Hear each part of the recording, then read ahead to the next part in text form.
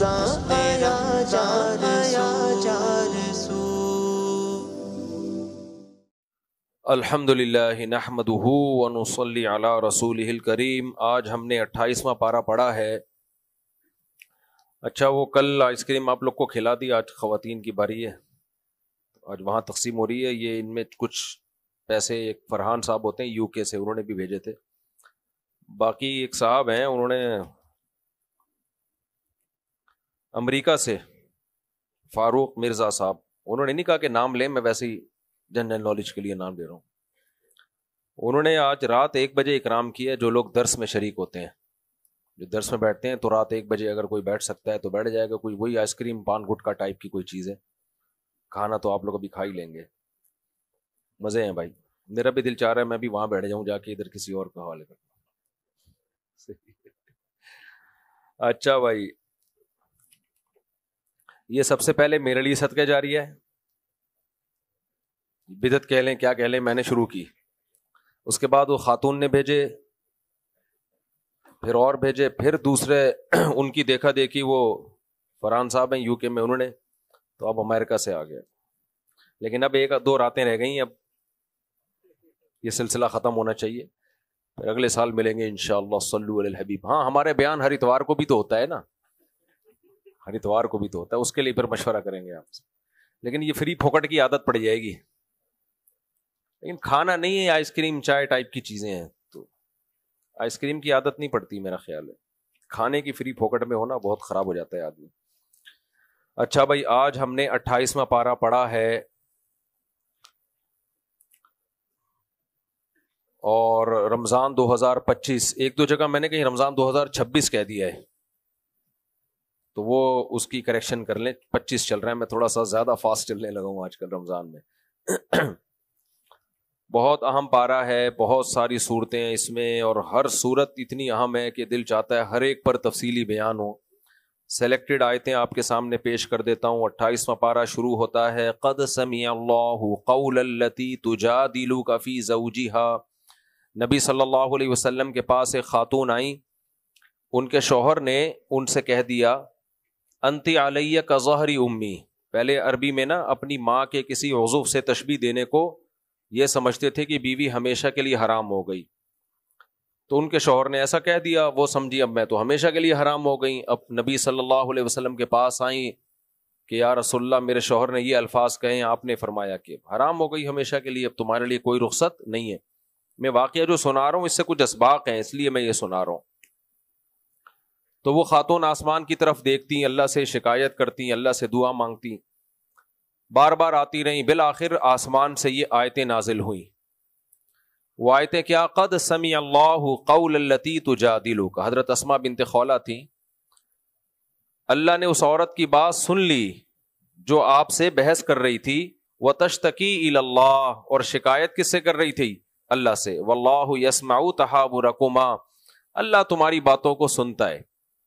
پھر اللہ نے احکام نازل کیے قرآن مجید کے، والذین یظاہرون من نسائہم، فرمایا کہ الذین یظاہرون منکم من نسائہم، جو اپنی بیویوں سے زہار کرتے ہیں۔ زہار کا مطلب ماں کے کسی مقدس عضو سے تشبیہ دیتے ہیں، تو اس سے وہ ان کی ماں نہیں بن جاتی، لیکن یہ برا قول ہے، تو اب اس برے قول کا کفارہ ادا کرنا پڑے گا۔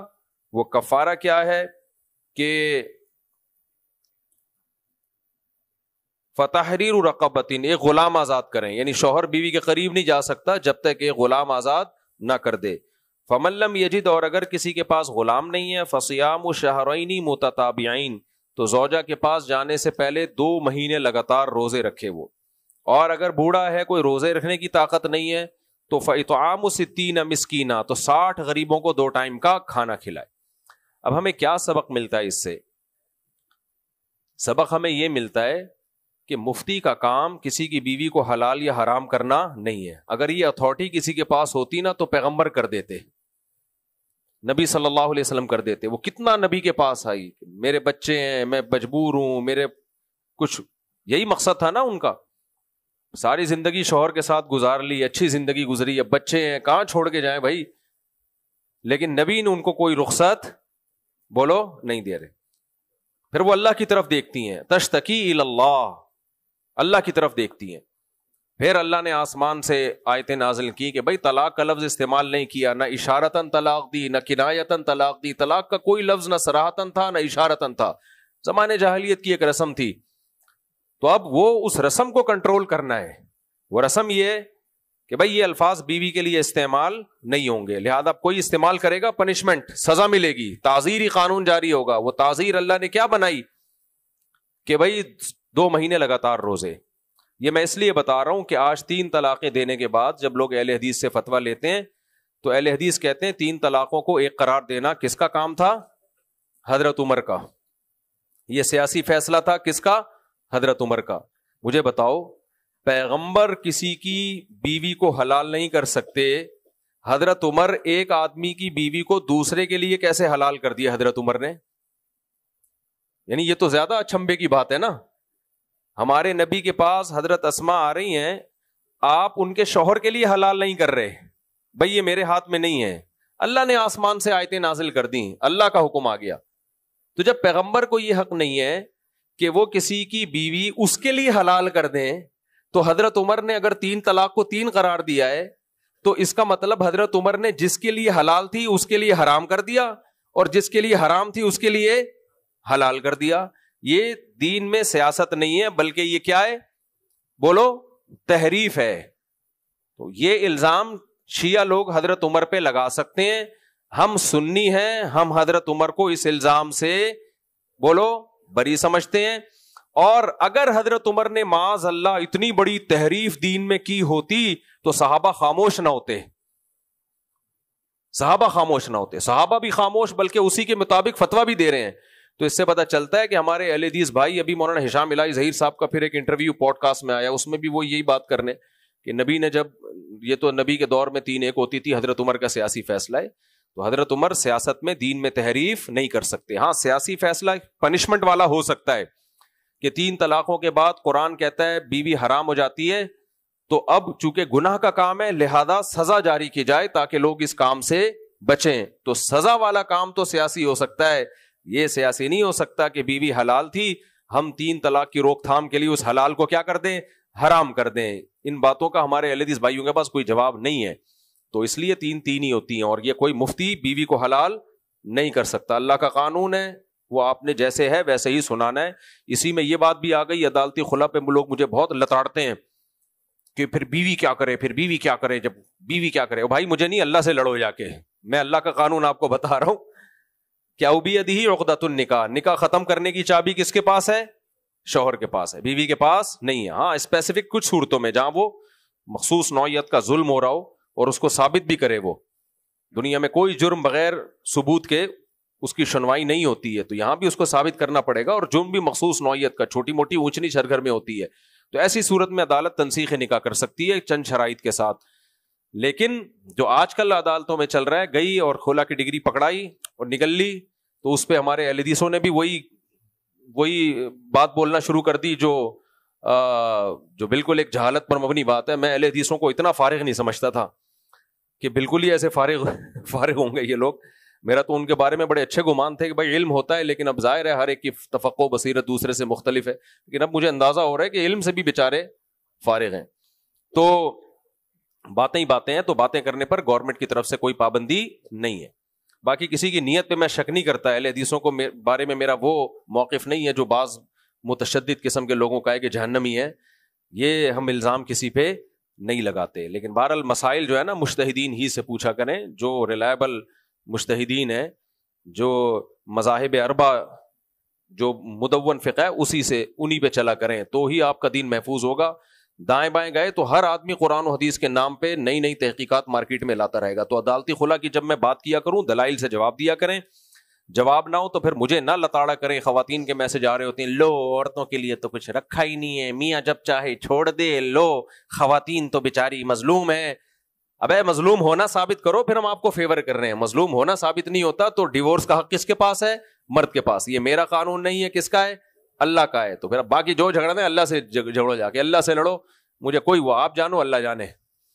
عورت جو مسلمان ہوگی کلمہ پڑھتی ہے, ہاں اگر اللہ سے لڑنا ہے تو ایک بات میں خواتین کو بتا دوں, کہ اگر آپ کہتی ہو یہ اللہ کا قانون غلط ہے کہ اللہ نے اختیارات مرد کے ہاتھ میں دے دیے چھوڑنے کے, میرے ہاتھ میں اختیارات نہیں دیے, اللہ کا قانون معاذ اللہ غلط ہے, تو پھر منافقت نہیں کرو, پھر اسلام چھوڑ دو. اور اسلام چھوڑنے میں بھی منافقت نہیں ہو, بولے بھائی ہم مسلمان نہیں ہیں اور ہمیں مسلمانوں کے قبرستان میں دفن نہ کیا جائے, اور ہمارے بچوں کا جو بھی ختنہ بھی نہیں کراؤ بچوں کی. بھائی یہ غیر مسلم کراتے ہیں نا, غیر مسلم تھوڑی کراتے ہیں. یہ کیا بات ہے پیڑے کھانے کے لیے مسلمان, اور جب اپنی بچیوں کی شادی ہو بولو بھائی ہم نان مسلم ہیں. ہم کیا ہیں؟ ہم نے پادریوں میں شادی کرنی ہے, پنڈتوں میں کرنی ہے, ہندوؤں میں کرنی ہے, مسلمانوں میں ہو جائے تو ٹھیک ہے, نہیں تو ہندوؤں میں بھی چلے گی. تو پھر یہ آدھا تیتر آدھا بٹیر نہیں, پھر مسلمانوں کی عید سے آپ کا کوئی تعلق بولو نا نہیں ہے, عید بقرعید سے کوئی تعلق نہیں ہے, ایک طرف ہو جاؤ. کیونکہ اللہ کے حکم پہ نہ چلنا یہ گناہ ہے, نہ ماننا یہ کفر ہے. کتنے لوگ ہیں نماز نہیں پڑھتے کافر تھوڑی ہو جاتے ہیں. رفیع بھائی نے تو کوشش کی پوری کافر بنانے کی, مجھے مجبور کیا کہ آپ فتوا دیں, جو نماز نہیں پڑھتا اس کا نکاح ٹوٹ جاتا ہے, اس کے بچے ناجائز ہوتے ہیں. میں نے کہا کیا کر رہے ہو رفیع بھائی, 2-4 رہ جائیں گے. بہت مجھ پہ اصرار کیا, نہیں وہ جو حدیث میں آتا ہے من ترک الصلاۃ متعمدا فقد کفر, جس نے نماز چھوڑ دی وہ کافر ہو گیا. میں نے کہا حدیثوں کا مطلب ہوتا ہے رفیع بھائی, ایک حدیث نہیں دیکھی جاتی, ساری حدیثیں دیکھی جاتی. نہیں وہ جو حدیث میں آتا ہے, نہیں اتنا میرے اوپر رفیع بھائی نے دباؤ ڈالا. میں نے کہا میں امامت چھوڑ کے بھاگ رہا ہوں بھائی یہاں سے. میرے منہ سے نکلوانے کی کوشش میں لگے رہے کہ جو فرض نماز جان کر چھوڑ دے وہ پکا کافر ہے, حدیث میں آتا ہے. اور اس کا نکاح ٹوٹ گیا, جب کافر ہوگا تو نکاح بھی ٹوٹے گا, ظاہر ہے. اب پورے تانے بانے ملا کے میں نے کہا چلو یہیں پہ بس کریں گے. آگے کہہ رہے ہیں ان کے بچے بھی ناجائز ہیں, جب نکاح ٹوٹ گیا تو بچے ہو رہے تو ناجائز. میں نے کہا رفیع بھائی خدا کے لیے بس کر دو یار. تو کیا کہاں سے کہاں بات نکل گئی, آج تو اس کی تفسیر پیش کرنی ہے. تو خلاصہ کلام کا یہ نکلا کہ اللہ کے حکم پہ نہ چلنا گناہ ہے, نہ ماننا کفر ہے. اگر آپ کہتے ہو اللہ کا یہ حکم ہی غلط ہے, ظلم پر مبنی ہے, تو یہ پھر ناجائز ہو جائے گا بھائی. یہ پھر کیا ہو جائے گا, پھر تو اس کا مطلب آپ اپنے آپ کو اللہ سے زیادہ ہوشیار سمجھتے ہو. تو یہ منافقت نہیں چلے گی, اور یہ بہت بڑا جرم ہے اللہ کے حکم پر اعتراض کرنا, پتہ بھی ہو کہ اللہ کا حکم ہے تو بہت بڑا, جو اس سے انسان کافر ہو جاتا ہے. تو جو اللہ کے احکام ہے بھائی دل و جان سے قبول کرو. ہمیں بھی تو کچھ احکام ایسے ہیں جو ہمارا دل نہیں چاہتا عمل کرنے پر. میں مفتی ہوں لیکن دل نہیں چاہتا, لیکن ہم کہتے ہیں بھائی شریعت میں کیا ہے, ایسا ہی ہے. اب ایک مثال دے دیتا ہوں, میرا 5ویں کا بھی دل چاہتا ہے.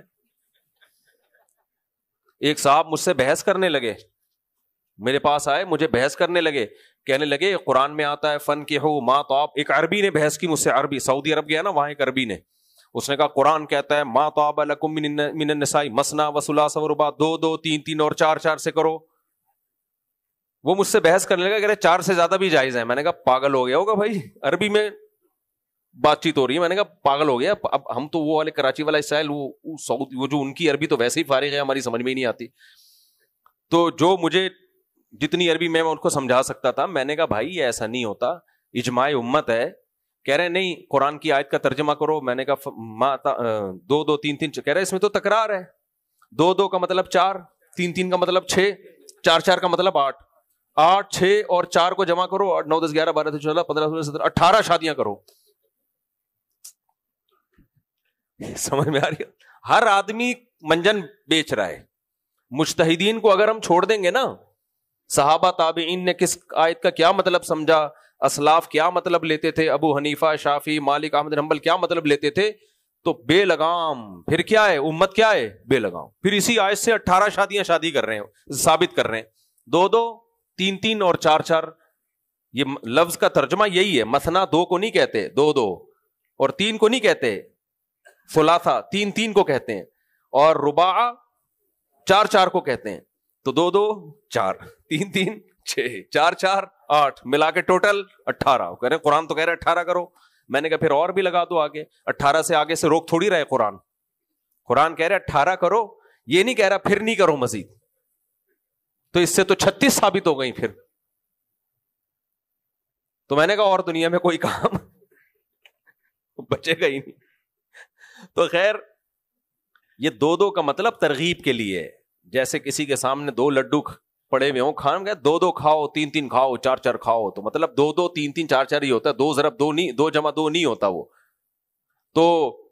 اور 4 کے بعد پابندی ہے, اجماع امت ہے اس پر. اور نبی صلی اللہ علیہ وسلم کے مجلس میں اگر کوئی آیا غیر مسلم مسلمان ہوا, غیر مسلم سردار مسلمان ہوا, 10 بیویاں تھیں, آپ نے فرمایا 4 کے علاوہ سب چھوڑ دو, باقی اسلام میں 4 سے زیادہ نہیں رکھ سکتے. تو اب میرا اپنا دین ہوتا, دل تو چاہتا ہے بھائی اجازت ہو, لیکن ہم کس کے آگے پابند ہیں؟ اللہ نے کہا بس بریک, اس سے زیادہ آپ کو الاؤ نہیں ہے. اچھا تو خلاصہ کیا نکلا میرے بھائی؟ اسلام کے کسی حکم پر اعتراض کرنے کی اجازت, اشکال کرنے کی بھی اجازت ہے. اشکال الگ ہوتا ہے, اعتراض الگ. اشکال کا مطلب بھائی اللہ کا یہ حکم ہے, اللہ ہم بڑا ہے ہمیں دل و جان سے, لیکن ویسے اس میں حکمت کیا ہے, یہ ایک اشکال ہے.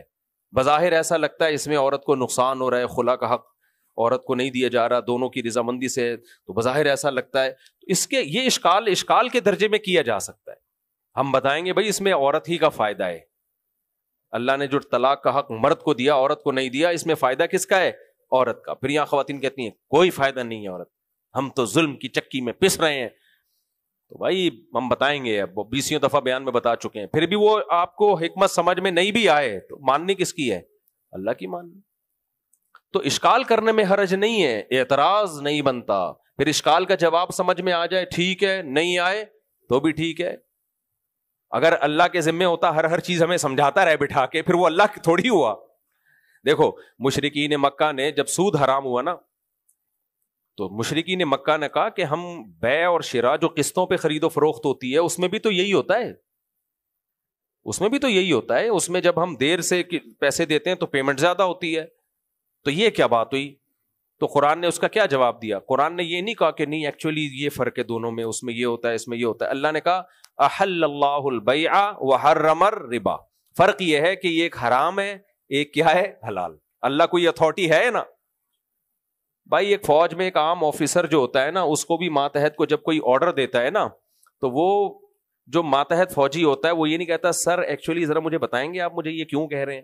وہ رکھ کے ایک چپیٹ لگائے گا کھینچ کے, بولے گا میں آفیسر ہوں یا تو میرا باپ ہے. Order is order. جب فوج میں آرڈر از آرڈر, تو اللہ کی حیثیت کیا ایک فوجی آفیسر سے بھی کم ہے بھائی. ایسا جو آ جائے آپ کو اٹھانے کے لیے, اور کیا آپ ایمبولینس وہ اس میں بیٹھے, سوری وہ ایمبولینس ہی لگ رہی ہوتی ہے آج کل, وہ موبائل میں بیٹھے ہیں آپ, بلکہ وہ ایسی ایمبولینس ہوتی ہے کہ اس کو علاج کی ضرورت ہوتی ہے, یعنی وہ ایمبولینس میں اس کو لے جانا زیادہ ہو جائے گا, پولیس والے ناراض ہوتے ہیں. تو کیا ہے, ایسا جو صاحب آئے بولیں گاڑی میں بیٹھے, سر وجہ تو بتائیں آپ. بیٹا تھانے میں چل کے بات ہوگی. نہیں سر آپ کائنڈلی, اس کو یہ اتھارٹی ہوتی ہے اٹھائے اور تھانے میں لے جائے, وجہ بتا دے, اس کی مہربانی. نہیں بتائے تو بھی وہ پابند نہیں ہوتا, وہ کہے گا تھانے میں بات ہوگی. تو بھائی اللہ کو اتنا تو حق دے دو کہ اگر کوئی آرڈر دیتا ہے وہ, تو ہم نے بہرحال اس آرڈر کو ماننا ہے. ہمارے پاس نو کا آپشن نہیں ہے. تو یہ جو قد سمع اللہ قول التی کی پہلی آیت سے ہمیں پتہ چلا, جب پیغمبر صلی اللہ علیہ وسلم کے پاس اتھارٹی نہیں ہے, ہمارے نبی کو بھی تو اس خاتون پہ ترس آ رہا ہوگا نا, لیکن اللہ نے آسمان سے آیتیں نازل کی. اس خاتون کا اتنا بڑا مقام, اب آیتیں آسمان سے نازل نہیں ہو سکتی. اب اگر کسی نے 3 طلاقیں دے دیں, گھر اجڑ رہا ہے, تو مفتی کو بھی رونا آتا ہے, شوہر کو بھی رونا آ رہا ہے, بیگم کو بھی رونا آ رہا ہے. اب ہم انتظار کریں کہ آسمان سے اس کے لیے اسپیشل آیتیں اتریں گی. بھائی فلاں سیکٹر 10 نارتھ کراچی کے فلاں گھر میں خاتون کے بچے چونکہ زیادہ ہیں, لہذا اس کی طلاق نہیں ہوئی ہے. تو اب ایسا ہو سکتا نہیں ہے. اللہ نے طلاق کے حکام قرآن میں نازل کر دیے, حدیث میں نازل ہو گئے. اب ہمارے پاس اس میں بحث مباحثے کا آپشن نہیں ہے. اللہ اپنے قانون کو چینج نہیں کرے گا, لہذا ہمیں چاہیے کہ ہم اپنے آپ کو چینج کر لیں. ہم اپنے آپ کو کیسے چینج کریں؟ زبان پہ تالا لگا دیں. سمجھ رہے ہو کیا لگا دیں زبان پہ؟ تالا. جس دن شادی ہوئی ہے اسی دن عزم کر لیں سب کچھ زبان سے نکلے گا سوائے ڈیورس اور طلاق کے لفظ کی, بس. تو اب ہم نے کنٹرول کرنا ہے اپنے آپ پر, اللہ کو ہم چینج بولو نہیں کر سکتے. ایک مثال دے کے بس آگے چلتا ہوں. اس کی مثال ایسے ہے, جیسے ایک صاحب مجھے کہنے لگے دوسری شادی میں یہ نقصان، یہ پرابلم، فلانی پرابلم، ڈمکانی پرابلم، مہنگائی وغیرہ. میں نے کہا اگر اللہ ہمارے اس جذبے سے، ہمارے ان اشکالات سے متاثر ہو کر لڑکیاں پیدا کرنا چھوڑ دیں کہ چونکہ ایک آدمی آج کل 2 بیویاں افورڈ نہیں کر سکتا، تو لہذا مرد اور عورتوں کا ریشو میں کیا کرو کہ برابر رکھو اور مردوں کو موت کم دو. حادثاتی موت مردوں میں زیادہ ہے. مردوں میں موت کا ریشو کیا ہے؟ رنڈوے کم ہوتے ہیں، بیوہ زیادہ ہوتی ہیں. یہ رپورٹ ہے. یہ رنڈووں سے جا کے پوچھو، بہت کم ملیں گے آپ کو. بیوہ عورتیں بھری، مرد زیادہ مرتے ہیں نا حادثے میں، شہادتوں میں، بم دھماکوں میں. اللہ ہم سب کو حفاظت میں رکھے. ایسا نہ ہو. باقی آگے ہم چلتے ہیں. تو اب اللہ اپنا قانون اگر مہنگائی کی وجہ سے چینج کر رہا ہے تو ٹھیک ہے، لیکن اللہ نہیں چینج کرتا. تو ہمیں پھر اس کے حساب سے اپنے آپ کو ایڈجسٹ کرنا پڑے گا. تو اللہ عورتوں کی پیدائش چھوڑ دے تو ٹھیک ہے، اللہ تو پیدا کرتے چلا جا رہا ہے اور بڑھے گی یہ قرب قیامت میں. جب بڑھے گی تو بھائی ہم نے اپنے آپ کو فطرت کے حساب سے ایڈجسٹ کرنا ہے. فطرت کو اپنے حساب سے ہم چینج نہیں کر سکتے. اور ایسے ہی ہے جیسے بارش سے کسی غریب کا گھر اگر ٹوٹ رہا ہے تو ہم کیا کہیں گے غریب کو؟ یا اللہ کو کہیں گے اللہ بارش برسانے سے پہلے دیکھا کر کہ ڈیفینس میں برسا دے اور جھگیوں میں نہ برسا، ان بیچاروں کا بڑا نقصان ہوتا ہے. تو اللہ کہے گا بارش برسنا ایک فطری عمل ہے، ہزاروں سال سے ہے. بارش نہیں دیکھتی کہ غریب کے کچے گھر پہ آ رہی ہے یا ڈیفینس کی بنگلے پہ آ رہی ہے. غریب کو اپنے آپ کو بارش کے حساب سے ایڈجسٹ کرنا پڑے گا. غریب کو اپنا گھر بنانے سے پہلے سوچنا پڑے گا کہ یہ جگہ گھر کے لیے سوٹیبل ہے یا نہیں. فطرت ترس نہیں کھاتی میرے بھائی. وہ جب بارش برساتی ہے تو امیر غریب کا فرق کیے بغیر برساتی ہے. اس میں یہ کہنا کہ اللہ بارش کیوں برس رہی ہے، غریبوں کے گھر تباہ ہو رہے ہیں، بھائی غریب کو پہلے خیال کرنا پڑے گا. ایسی جگہ گھر نہ بناؤ جو بارش سے نہیں آئے گی. تم لوگ کی سمجھ میں نہیں آئے گی بات، تباہ نہ ہو جائے. مکمل کر لیتا ہوں جملہ. آگے چلتے ہیں ہم غریبوں، آگے چلتے ہیں ہم. اللہ تعالیٰ نے اس صورت میں ہمیں ایک اور حکم دیا، اے ایمان والو لا تتناجوا بالاثم والعدوان. اے ایمان والو گناہ کی سرگوشیاں مت کیا کرو. اللہ کو پتا تھا اوپنلی اچھی باتیں ہوتی ہیں، جب نجی محفل میں 2-4 آدمی بیٹھتے ہیں تو غیبتیں، بہتان تراشیاں اور کون سی باتیں ہوتی ہیں؟ فساد پھیلانے والی. تو اللہ نے کہا ایسی سرگوشیاں مت کیا کرو. نجی محفلوں میں بھی اچھی باتیں کیا کرو. اور اللہ نے ہمیں حکم دیا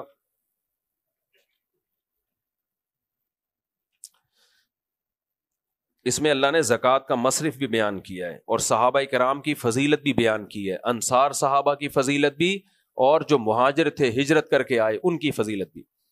اللہ نے فرمایا للفقراء المہاجرین، یہ زکوٰۃ ان فقیروں کا حق ہے جو ہجرت کرنے والے ہیں، جن کو ان کے گھروں سے نکال دیا گیا. اور وینصرون اللہ ورسولہ، یہ ہر موقع پہ اللہ اس کے رسول کی مدد کرتے ہیں. جتنے صحابہ جنہوں نے ہجرت کی ان کی فضیلت اس آیت سے ثابت ہو گئی. دوسرے کون لوگ ہیں؟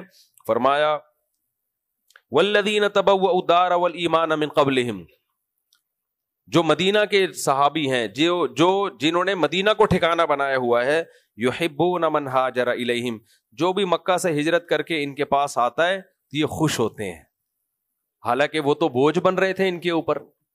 اس میں ہمیں پتہ چلتا ہے بھائی اگر ہمارے کسی مسلمان کو ضرورت ہے، اسے اپنا ملک چھوڑنا پڑ رہا ہے، گھر چھوڑنا پڑ رہا ہے، تو ہمارے گھر کے دروازے، ہمارے شہر کے دروازے اس کے لیے کھلے ہونے چاہیے. کراچی میں ایک وقت میں ہمیں یاد ہے جب یہ سوات کا آپریشن ہو رہا تھا، وہاں بہت سے مہاجرین کراچی آنا چاہتے تھے. بعض لوگوں نے نعرہ لگایا ہم کسی غیر کو کراچی میں گھسنے نہیں دیں گے. یہ بہت بری بات تھی. کتے کی عادت ہوتی ہے اپنی گلی میں دوسرا کتا برداشت بولو نہیں کرتا. کیوں؟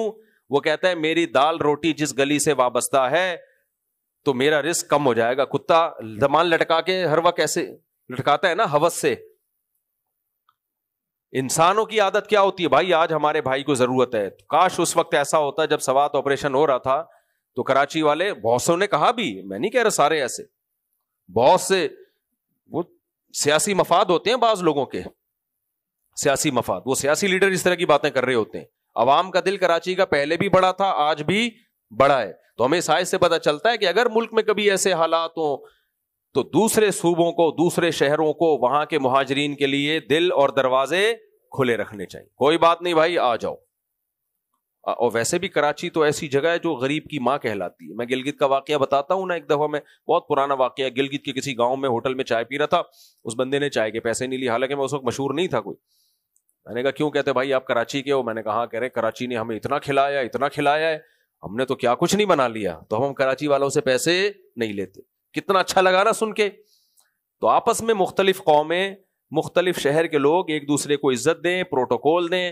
جیسے انصار نے کس کو عزت دی؟ مہاجرین کو. یہ نہیں کہا یہ لوگ آ گئے ہمارے یہاں, اب ایک ٹینشن بن گئے, ایمان لانا ہمارے لیے مصیبت بن گیا.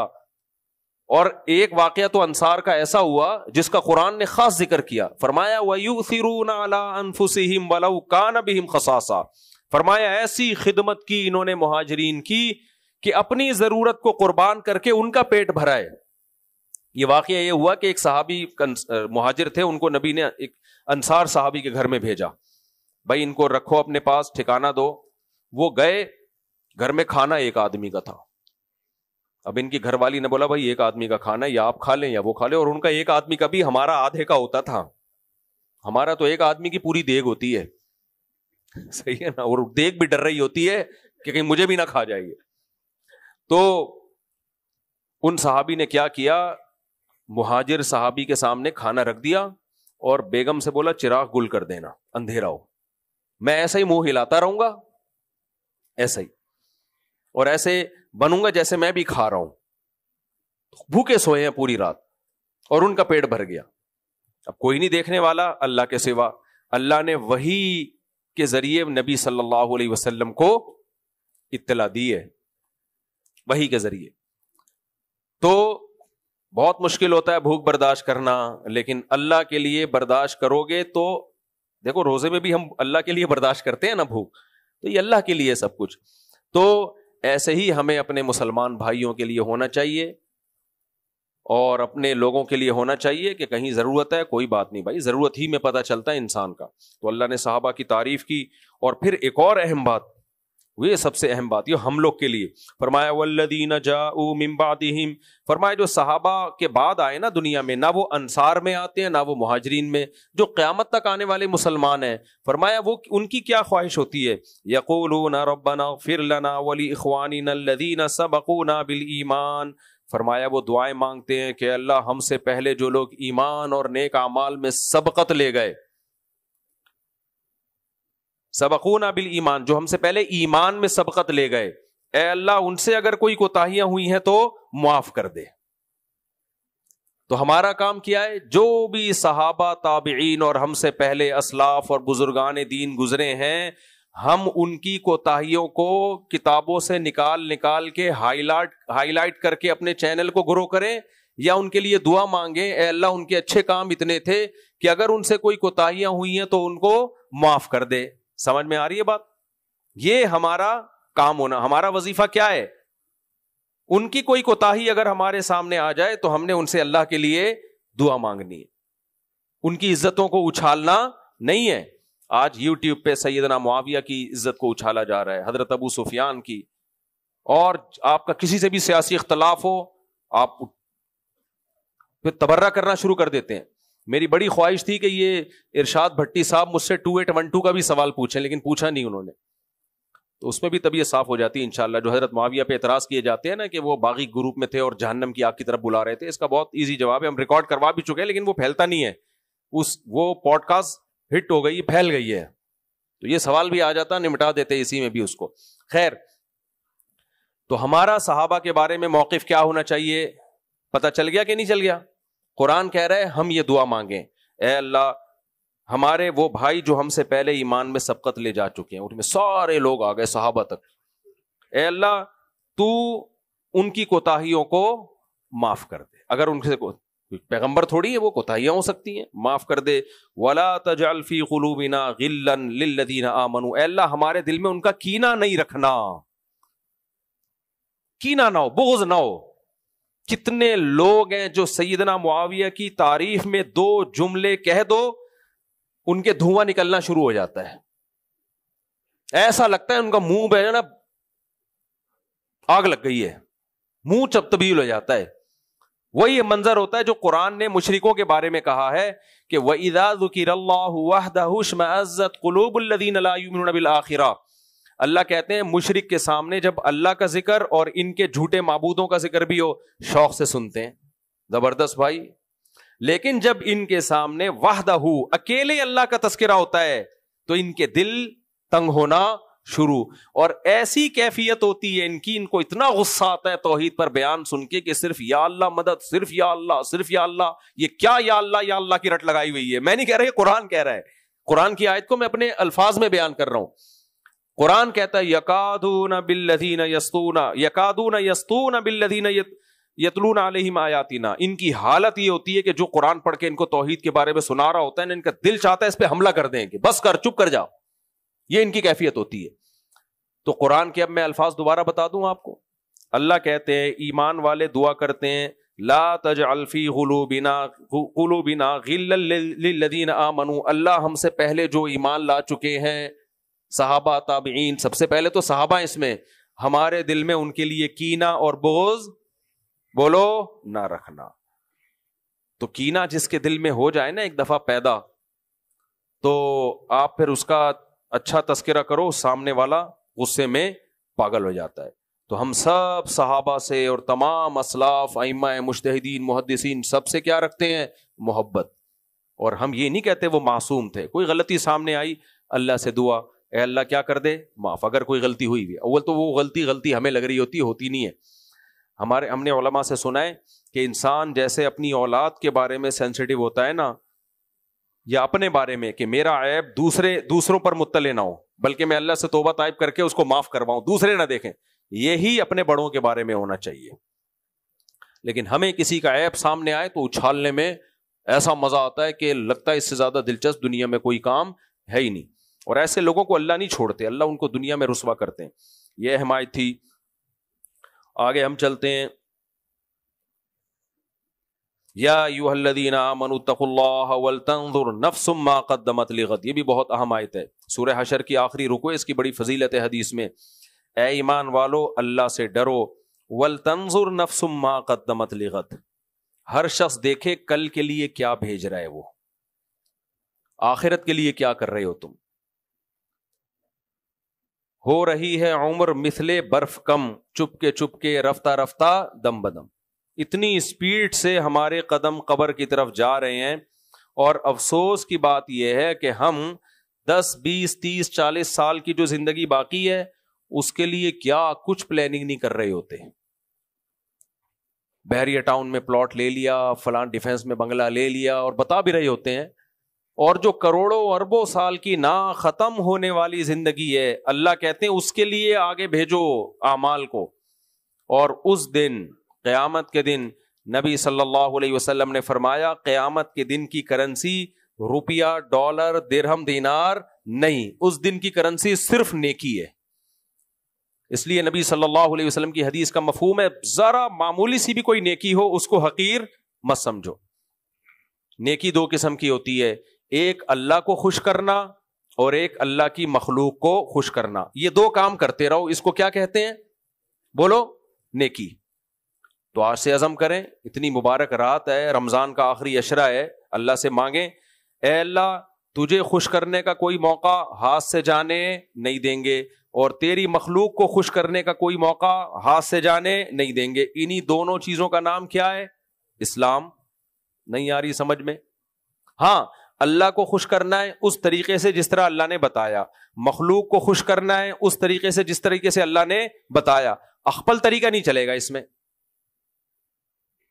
اخپل طریقہ نہیں چلے گا. اللہ کو خوش کرنے کے لیے اگر کوئی کیا کرتا ہے, فجر کی نماز میں 2 رکعت پڑھنے کے بجائے 3 رکعتیں پڑھتا ہے کہ آج میں زیادہ عبادت کروں گا, اللہ خوش ہو جائے گا؟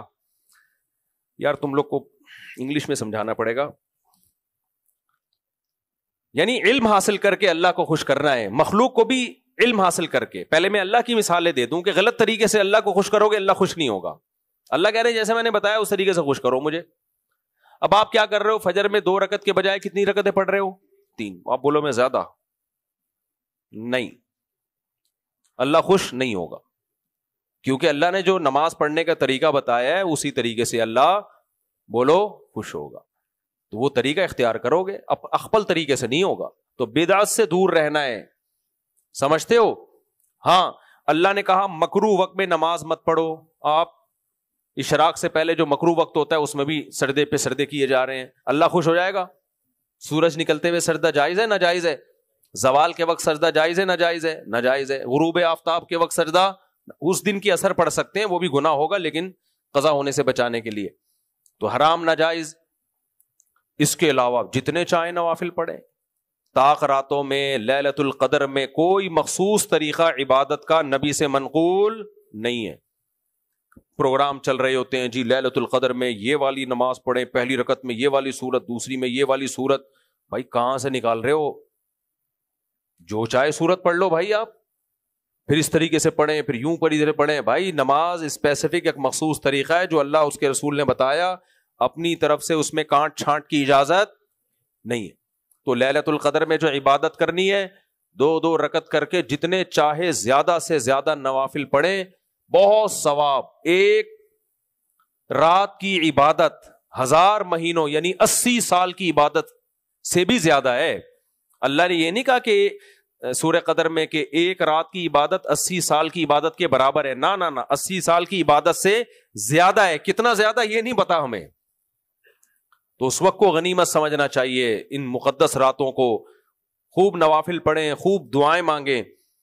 اسی طرح اللہ نے ہمیں دعائیں مانگنے کا حکم دیا. دعا مانگنے کا ایک خاص طریقہ ہے, اس میں بھی اخپل طریقہ بولو نہیں چلے گا. تو اللہ کی پہلے حمد و ثنا کریں, پیغمبر پہ درود بھیجیں, پھر اس کے بعد جو چاہے دعائیں مانگیں. زیادہ دعائیں آخرت کی مانگنی چاہیے. ہمیں زیادہ ضرورت دنیا کی ہے یا آخرت کی ہے؟ آخرت. دنیا بھی مانگیں, ہم محتاج ہیں اللہ کی رحمت کے, لیکن زیادہ فوکس کس کو کرنا ہے؟ آخرت کو. تو یہ 2 کام اس رات میں کرنے چاہیے. تلاوت بھی کرنی چاہیے, لیکن علماء نے بیان کیا ہے کہ ان مقدس راتوں میں نوافل کی اہمیت زیادہ ہے. جو حافظ لوگ ہیں وہ جو تلاوت کرنی ہو نماز کے دوران کر لیں, تو زیادہ نماز اور دعاؤں کو فوکس کریں. تلاوت دن میں زیادہ ہو, لیکن اگر کوئی رات میں بھی کرتا ہے تو بھی ٹھیک ہے. ایسا نہ ہو کہ فارغ بعض دفعہ نماز پڑھتے پڑھتے تھک جاتا ہے آدمی, نہیں پڑھی جا رہی تو چلو تلاوت کر لو. تو یہ کرنے کے کام ہے. صدقات و خیرات اللہ کو خوش کرنے کے لیے. صدقے میں کیا؟ کسی کو راشن دے دیں, کسی کو پیسے دے دیں. بکروں کو صدقے کی بھینٹ مت چڑھائیں, یہ پیغمبر کی تعلیمات نہیں ہے. اسلام میں صدقے کے بکرے کا کوئی تصور نہیں ہے. اس پہ لوگ پھر مجھ پہ توپے لے کے چڑھ جاتے ہیں, لو صدقے کے بکرے کا انکار کر دیا. بھائی صدقہ ہے, بکرا کہاں سے لے آئے آپ؟ اس میں بکرے کا کانسیپٹ کیا ہے یہ ذہن میں رکھیں. لوگ یہ سمجھتے ہیں کہ جانور کا خون بہنے سے بلائیں ٹلتی ہیں. یہ آپ نے اپنی طرف سے نکال لیا ہے. جانور کا خون بہنے سے بلائیں ٹلنے کا اسلام نے یہ نہیں کہا. بکرا تو ٹل گیا, بلاؤں کا نہیں پتا ہمیں. ہمارے حضرت فرمایا کرتے تھے جو بکرے کاٹتے ہیں نا اپنے مریض کے لیے کہ اس کو شفا مل جائے, ہم بکرا کاٹ رہے ہیں, تو فرمایا کہ جو فرشتہ بکرے کی جان لیتا ہے وہی اسی مریض کی جان بھی لے کے چلے جاتا ہے. کہ وہ فرشتہ اتنا تیز ہے, وہ کہتا ہے تیرا بکرا بھی گیا اور تیرا مریض بھی گیا. تو کیوں ایڈیشن کر رہے ہو؟ اسلام میں جانور کاٹنا 3 موقعوں پہ عبادت ہے, چوتھا موقع عبادت کا نہیں ہے. 3 موقع کیا ہیں؟ نمبر 1 سب سے اہم بقرعید. بقرعید پہ جانور کاٹے بغیر عبادت قبول نہیں ہوگی, اور وہ بقرعید کے 3 دن ہیں. تیسرے دن مغرب کی نماز کے بعد وہ گائے کاٹ دو, کوئی ثواب نہیں. قربانی کا کوئی ثواب, گوشت ہے وہ, گوشت ہے وہ. تبھی تو تیسرے دن مغرب سے پہلے کاٹنے کی کوشش کر رہے ہوتے ہیں بھائی یہ ضائع نہ ہو جائے قربانی. چوتھے دن گائے ملی ایک صاحب کی, مجھے کہنے لگے اب کیا کروں؟ میں نے کہا کچھ بھی نہیں کر, تیری گائے ہے, انجوائے. میں نے کہا یا تو پوری گائے صدقہ کر دے, اب قضا ہے نا قضا, یا گوشت کاٹ کے اب گوشت صدقہ کر دے. یعنی اب صدقہ ہے, اب قربانی نہیں ہے. تو دوسری جو موقع ہے جس پہ جانور قربان کرنے کا حکم ہے وہ ہے بقرہ, وہ حج میں دم کے طور پہ. حج تمتع ہے تو دم شکر کے طور پر, یا آپ سے کوئی جنایت ہو گئی, احرام کی پابندی کی خلاف ورزی ہو گئی, تو بعض جنایتیں ایسی ہیں کہ ان میں دم دینا پڑتا ہے. تیسرا عقیقے کے موقع پہ, بیٹا پیدا ہو تو 2 بکرے یا 2 گائے کے 2 حصے بھی ٹھیک ہیں, یا 2 دمبے. بیٹی پیدا ہو تو 1 بکرا یا 1 دمبا یا گائے کا ایک حصہ. یہ اللہ نے کیوں رکھا؟ یہ فیملی پلاننگ والوں کا منہ چڑھانے کے لیے. کیونکہ فیملی پلاننگ والے, جیسے وہ ارشاد بھٹی نے مجھ سے پوچھا نا, آپ کے 19.25 تو آپ اس قوم پہ رحم نہیں کر رہے؟ تو میں نے کیا جواب دیا تھا؟ خدمت کر رہا ہوں میں. کیونکہ جس ملک میں گروتھ ریشو بڑھتا ہے, جوانوں کا ریشو زیادہ, بوڑھوں کا ریشو کم, کمانے والے زیادہ, کھانے والے کم. یہ پوری دنیا میں مسلم قانون ہے. یہ تو ہمیں جو نسل روکنے کا گورے کہہ رہے ہیں, اپنے آپ کو تو, اپنے قوموں کو تو پیسے دے دے کے بڑھا رہے ہیں نسلیں. ایک ایک بچے پہ ٹھیک ٹھاک پیسہ ملتا ہے. ہمیں اس لیے کہہ رہے ہیں کہ یہ ویسے ہی تباہ ہو رہے ہیں, تو اب آبادی روک کے اور تباہ کر دو تاکہ بڈھے بڑھ جائیں, جوان کم ہو جائیں. تو اور زیادہ ہمیں برباد کرنے کے لیے یہ کہیں. ہمارے خیر خواہ تھوڑی جو ہمیں مشورے دے رہے ہیں کہ جو ہے یہ نسل روکو. ان کو پتا ہے ہماری بڑھ نہیں رہی, ان کم بختوں کی بڑھ رہی ہے, تو یہ بھی ہم پر مسلط ہو جائیں گے. اور ہو نہیں جائیں گے, ہونا شروع ہو گئے ہیں. میں نے 20 سال پہلے بیان کیا تھا کہ جاپان میں ہمارے پشتون بھائیوں کی نسل بڑھ رہی ہے, جیپنیز کی نسل ختم. ایک ایک دو بچہ ہوتا ہے ان کا. حکومتیں کہہ رہی ہیں بچے پیدا کرو, نہیں کر رہے. میں نے کہا دیکھنا ایک دن آئے گا جاپان میں چپلی کباب کے ہوٹل کھلیں گے, نسوار کی دکانیں کھلیں گی. میں اب جاپان ہو کر آیا ہوں لاسٹ ایئر, الحمدللہ کھل گئے.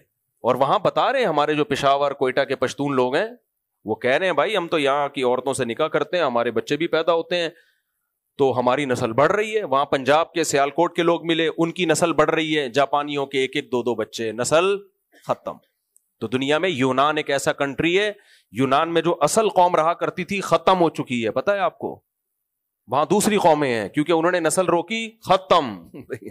تو ایسے غائب ہوتی ہے نسلیں, پتہ بھی نہیں چلتا, ایسے نسلیں غائب ہوتی ہیں.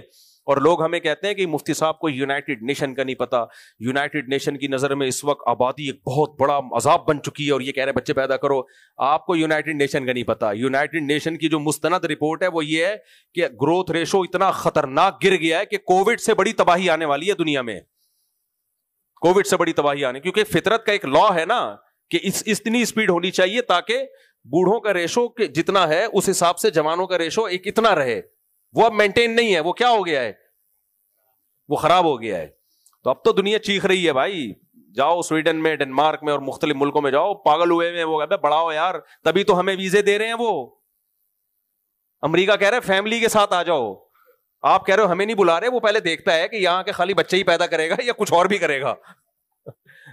کوئی انلیگل ایکٹیویٹی میں تو نہیں ہے, لیکن وہ چاہ رہے ہیں کہ فیملی والے لوگ آئیں اور بچے یہاں کے پیدا کر کے نسل بڑھائیں. تو اس لیے یہ اٹھا کر پھینک دو باہر گلی میں, نہیں تہذیب کے انڈے ہیں گندے. اچھا, مجھے ارشاد بھٹی کے اسٹائل پہ بڑی ہنسی آئی جب میں نے کہا نا خدمت, کہہ رہے اچھا خدمت کر رہے ہیں ماشاء اللہ.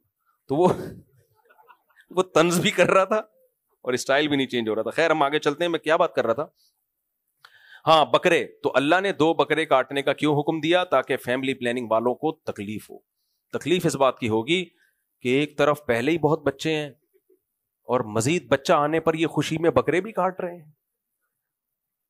دیکھو 2 چیزیں اللہ نے رکھی ہیں بچے زیادہ ہونے پر. 2 اللہ نے شکرانے رکھے ہیں باپ کے اوپر, 2 شکرانے. ایک, ہر بچے پہ بکرا کٹے گا, شکرانہ ہے, یہ جرمانہ نہیں. اگر جرمانہ ہوتا تو اس کا گوشت کھانے کی اجازت نہ ہوتی. ہم بقرعید جب ہم حج میں ہوتے ہیں اور احرام میں ہم سے کوئی گناہ ہو جاتا ہے, جنایت کا مطلب احرام کی پابندی کی خلاف ورزی ہو گئی, تو بکرا کاٹنے کا حکم ہے. اس کا گوشت کھانے کی اجازت نہیں ہے کیونکہ وہ جرمانہ ہے, شکرانہ نہیں ہے. ایک ہی سفر میں آپ حج بھی کرو عمرہ بھی کرو, حج تمتع, یہ شکرانہ ہے. تو اس میں جو بکرا کاٹو گے اس کا گوشت کھانے کی اجازت. جرمانے والے بکرے کا گوشت نہیں کھایا جاتا, شکرانے والے بکرے کا گوشت کھایا جاتا ہے. بقرعید میں ہم شکرانے کے طور پر جانور کاٹتے ہیں, جرمانے کے طور پہ نہیں, کیونککہ عید کے دن جرمانے نہیں لگتے اللہ کی طرف سے. پھر یہ عید کیسی ہوئی؟ شکرانے ہوتے ہیں, اس لیے اللہ نے کہا کاٹو کھاؤ. ٹھیک ہے نا, تکے بن رہے ہوتے ہیں رات کو, دیکھو کیا حلیم کی دیگیں وہ محرم کے اس سے بن رہی ہوتی ہیں بقرعید کے گوشت سے. تو اسی طرح جب بچہ پیدا ہوتا ہے تو عقیقے کا گوشت خود بھی کھاتے ہیں کہ نہیں کھاتے؟ تو اس سے پتا چلا یہ جرمانہ نہیں ہے کہ تمہارے 19 کیوں ہو گئے, 18واں کیوں ہو گیا, پینلٹی ہے نا. اللہ کہتے ہیں ویل ڈن, زبردست. شکرانہ کیا ہے؟ اللہ نے تمہیں اولاد کی نعمت دی, بیٹی ملی ہے تو 1 بکرا کاٹ, بیٹا ملا ہے تو 2 بکرے کاٹ, خود بھی کھا پبلک کو بھی کھلا. تو یہ شکرانہ ہے. اسی طرح عید الفطر میں دیکھ لو, ابھی عید آنے والی ہے نا, عید الفطر میں دیکھ لو, عید الفطر میں فطرانہ جتنے بچے زیادہ ہوں گے اتنا فطرانہ زیادہ. 19 کو ضرب دینا پڑے گا, 19 کو 2.25 کلو گندم سے ضرب دینا پڑے گا آپ کو. عید کے دن جرمانہ ہوگا, یہ شکرانہ ہوگا, یہ بھی شکرانہ ہے. تو جس کی بچے جتنے زیادہ اس پہ شکرانہ اتنا زیادہ. اور علماء فقہا لکھتے ہیں کس بات کا شکرانہ ہے؟ یہ اس بات کا شکرانہ کہ اللہ آپ کے ذریعے اتنے افراد کو کھلا رہا ہے. اللہ کو کھلانے والا پسند, کھانے والا بالکل بھی پسند نہیں ہے. کہ تمہارے ذریعے سے اللہ اپنی مخلوق کو کھلا رہا ہے تو باپ پر لازم ہے کہ وہ دے, یہ ماں پہ لازم نہیں ہے, باپ پہ ہے. حالانکہ کھلاتی تو ماں بھی ہے, خرچہ کس کا ہو رہا ہے؟ باپ کا. اس لیے اللہ کہہ رہے تیرا باپ بھی کھلائے گا.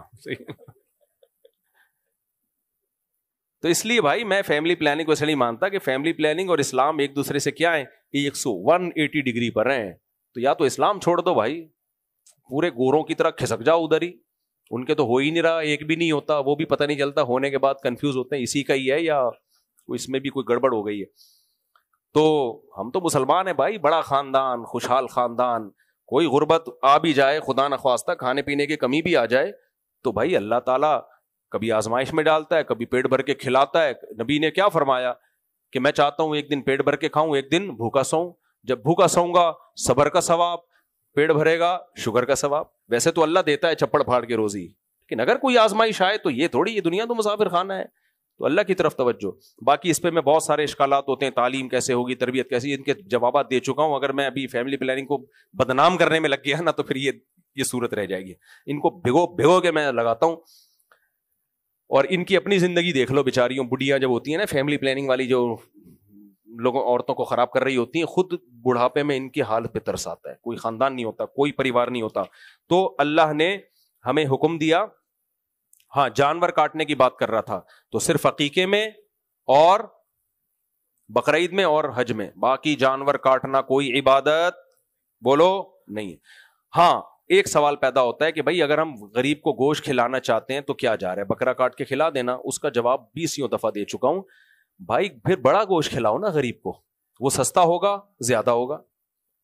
اول تو گوشت کے پیسے دے دو, اس کو گوشت ہی کیوں کھلا رہے ہو, راشن دے دو, راشن دے دو نا. یہ کیسا غریب ہے جو کہہ رہا ہے باقی تو سب پیٹ میرا بھرا ہوا ہے اور کھانے پینے کو بھی بہت ہے, فل ہوں, لیکن بکرا بہت دنوں سے نہیں کھایا میں نے.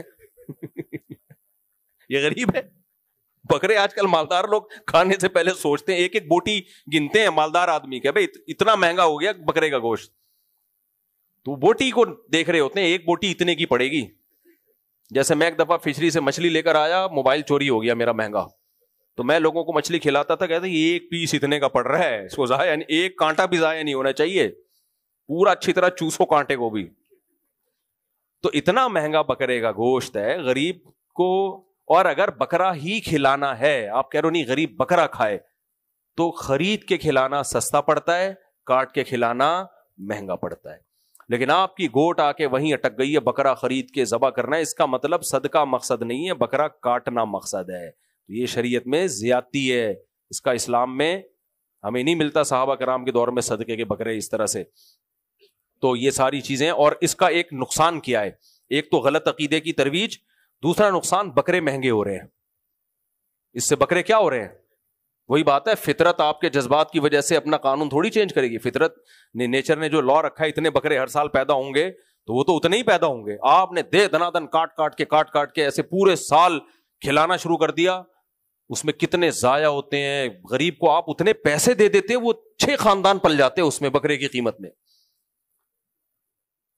یعنی ان کو راشن مل جاتا. پلنے کا مطلب یہ, آپ نے ایک ہی کو اتنا کچھ کر دیا یا 4 میں بانٹ دیا. وہ تو یہ غلط نظریہ ہے. ایک تو یہ نقصان کہ غلط عقیدہ, دوسرا اس سے بکروں کی قیمتیں کیا ہو رہی ہیں, بڑھ رہی ہیں. اور پھر بکرے دیکھو, پنجروں میں اتنے بکرے, ان پہ صدقہ کرنے کا دل چاہتا ہے. میں نے تو کئی دفعہ سوچا یار یہ صدقے کے بکرے کو پہلے خود تو ہم صدقہ کریں, 5 روپے کی لوسن ہی کھلا دے یار اس کو تو اس لیے صدقہ دیا کرو, پیسے دو اور کھانا کھلا دو کسی کو, راشن ڈال دو اس کے گھر میں. اور غریب لڑکیوں کو جہیز, اگر کچھ کی شادی اس کے بغیر نہیں ہو رہی ہے تو چلو جہیز بنا کے دے دو. جو بیان میں بیٹھتے ہیں ان کو آئس کریم کھلا دو. خیر یہ تو میں مزاق کر رہا ہوں. تو اللہ کو راضی کرنے کے لیے کیا ہے؟ نماز ہے, روزہ ہے, نفلی روزے رکھیں زیادہ سے زیادہ. یہ جو آیت ہے نا, قرآن کہہ رہا ہے کہ وَلْتَنْظُرْ نَفْسٌ مَا قَدَّمَتْ لِغَدٍ, کل کے لیے کیا تیاری کر رہے ہو یہ دیکھو. تو کل کی تیاری سمجھ میں آ گئی, نوافل زیادہ پڑھنے ہیں اللہ کو خوش کرنے کے لیے, حج کرنا ہے, عمرہ کرنا ہے, اور نفلی روزوں کا بھی معمول بنائے. پیر جمعرات کا روزہ, ایام 20 کا روزہ, رمضان کے بعد روزے ایک دم شارٹ کر دینا بھی ٹھیک نہیں ہے. شوال کے 6 روزے ہیں, جتنی اللہ جس کو توفیق دے. ایک طریقہ یہ بھی ہے کہ کوئی دن متعین نہ کریں, جب موڈ ہو روزہ رکھ لیا, یہ بھی ایک طریقہ ہے. جب موڈ ہو آج ہمارا روزہ ہے. میں تو ایسے ہی رکھتا ہوں کہ مجھے اندازہ ہوتا ہے بھائی کل میں فارغ ہوں, چھٹی بھی ہے, آرام سے چلو بھائی. ہمیشہ نہیں, لیکن جب اللہ توفیق دے چلو جی روزہ. یہ بھی ٹھیک ہے روزہ رکھنے کا, یہ بھی طریقہ. نہ رکھنے سے بہتر ہے کسی نہ کسی طریقے سے رکھ لے. تو دوسرا, مخلوق کو خوش کرنا, یہ والی نیکی بھی کرے. اللہ نے کہا نا آگے نیکیاں بھیجو, اس آیت میں کہا نا. عبداللہ ابن مبارک کا معمول تھا کبھی فارغ نہیں بیٹھتے, جب فارغ ہوتے نا 2 رکعت نفل پڑھ لیتے. اور ان کا شعر ہے اغتنم رکعتین زلفا الی اللہ ان کنت فارغا مستریحا, کہ اگر تو فارغ ہے تو 2 رکعتوں کو بھی غنیمت سمجھ. میں نے اپنے شیخ حضرت مفتی رشید احمد صاحب کو بھی دیکھا, دارالعلوم کورنگی میں گئے, حضرت مفتی تقی صاحب کے ساتھ کوئی علمی بحث تھی, تو میٹنگ شروع ہونے میں ٹائم تھا, تو ہم نے دیکھا حضرت کھڑے ہو گئے, نفل کی نیت باندھ لی. ہم نے کہا یار یہ ہوتے ہیں اللہ والے لوگ, صحیح ہے نا, کہ ابھی ٹائم ہے اور کوئی کام نہیں ہے تو بھائی فارغ اس وقت کو ضائع کیوں کریں, کیا پڑھ لیں, نفل پڑھ لیں, اس میں نماز پڑھ لیں. اب آپ پہلی صف میں آ کے بیٹھ جاتے ہیں, ٹائم ہے تو بھائی سنتیں پڑھ لو, نماز پڑھ لو, تلاوت کر لو. کیا ہوتا ہے, غیبتیں وہیں سے شروع. فارغ بیٹھے ہیں, ابے یہ دیکھا ہے کمیٹی والوں کو دیکھ, کمیٹی والوں کو دیکھ کیا کر رہے ہیں. فارغ ہو گئے تو یہی کام ہوگا. تو یہ ساری نیکیاں ہم نے کرنی ہے. تلاوت کتنی بڑی فضیلت ہے, کتنی بڑی فضیلت ہے تلاوت کی. ایک حرف حدیث میں آتا ہے جو قرآن کا پڑھتا ہے, تلاوت کرتا ہے, 10 نیکیوں کا ثواب ہے. اور یہ بغیر سمجھے پڑھنے پر ہے. سمجھ کے پڑھنا تو اور اچھی بات ہے, لیکن جس کو سمجھ کے نہیں پڑھنا آتا تو یہ نہیں کہ بغیر سمجھے پڑھنے کا کوئی فائدہ نہیں ہے. کیونکہ حدیث میں مثال دی ہے الف لام میم کی, جو حروف مقطعات میں سے ہے, جس کا مطلب اللہ کے سوا کسی کو معلوم ہی نہیں ہے. حضرت مولانا شرف علی تھانوی نے فرمایا نبی نے مثال وہ دی جس کا مطلب کسی کو نہیں پتا. اس مثال میں یہ مضمون چھپا ہوا ہے کہ بغیر سمجھے پڑھنے میں 10 نیکیاں ملتی ہیں ایک حرف. تو الف لام میم پڑھنے میں کتنی نیکیاں, 30. اور رمضان میں یہ ثواب اور زیادہ بڑھ جاتا ہے, اور باوضو پڑھنے میں اور زیادہ بڑھ جاتا ہے, اور نماز میں پڑھنے میں اور زیادہ بڑھ جاتا ہے, اور تراویح میں پڑھنے میں اور زیادہ بڑھ جاتا ہے, اور مقدس رات ہو تو اور زیادہ بڑھ جاتا ہے. تو پورے سال رمضان یعنی قرآن کی تلاوت کا معمول بنانا چاہیے. میں مخلوق کے حقوق کی طرف آتا ہوں. مخلوق کے حقوق میں کیا ہے؟ صدقہ خیرات, ہدیے دیا کریں اپنے رشتہ داروں کو, پیسے دیا کریں. کوئی بیوہ بہن ہے, کوئی مالدار ہو, آپ کے غریب رشتہ دار ہیں, بھائی چپکے سے پیسے پکڑاؤ, چپکے سے بھی دکھا کے بھی. قرآن میں جہاں چپکے سے دینے کا حکم, وہاں دکھا کے دینے کا بھی. دکھا کے دینے کو بھی بہت فوکس کیا قرآن نے. وجہ کیا ہے؟ اس سے ترغیب ہوگی. اپنے بچوں کو بتاؤ میں یہ پیسے دے رہا ہوں, تاکہ بچوں کو بھی ترغیب ہو. باپ کو چاہیے اپنی بہن کو بچوں کے سامنے دے, تاکہ بچے بڑے ہوں تو آپ کی بیٹیوں پہ بولو نا خرچ کرے. آپ کسی بڑے بزرگ کو ہدیہ دیتے ہیں, اپنے بچوں کے سامنے دیں, تاکہ بچے بھی علماء کو, جو بھی بزرگان, میں کھاتا پیتا آدمی ہوں, میں مثال دے رہا ہوں, سیکھیں ان کو ہدیہ دینا, گفٹ دینا سیکھیں.